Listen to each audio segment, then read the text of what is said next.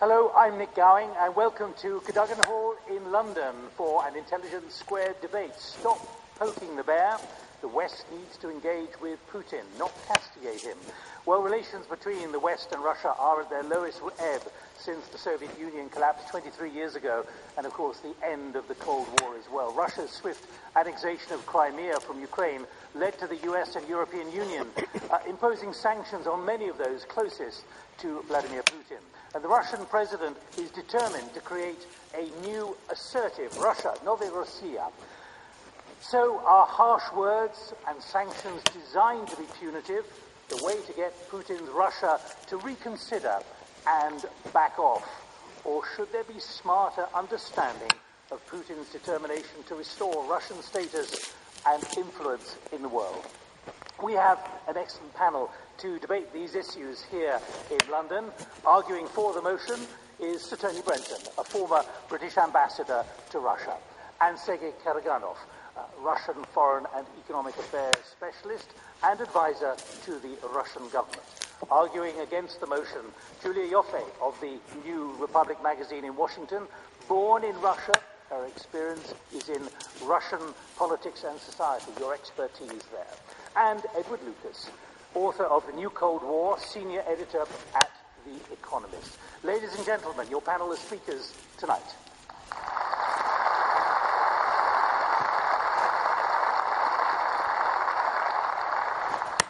Shortly, you'll hear from the four speakers, 2 for the motion, 2 against. I will then throw the debate open to you on the floor. The audience has been polled before the debate.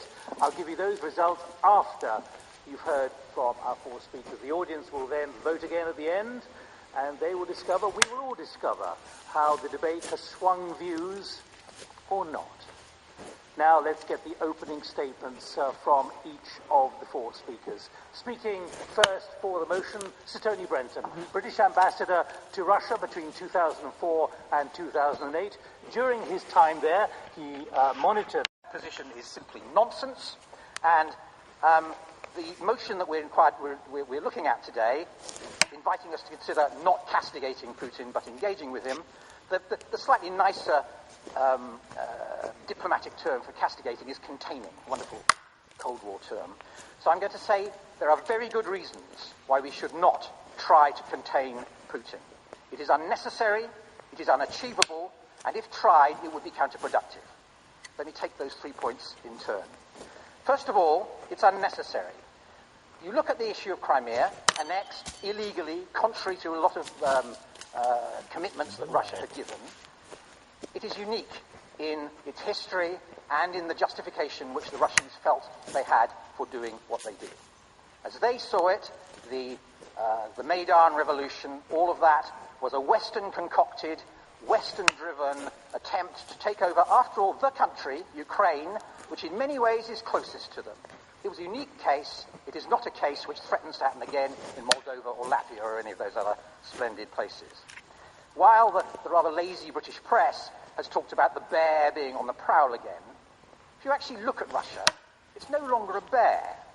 Russia has about half of the population of the United States, about 1/8 of the GDP of the United States, about 1/10 of the defense spending of the United States. This isn't a bear.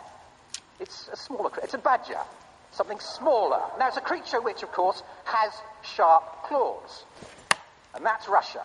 It's not out there taking over the world. It's reacting to what it sees as a Western attack. So, containment is unnecessary. Containment is unachievable.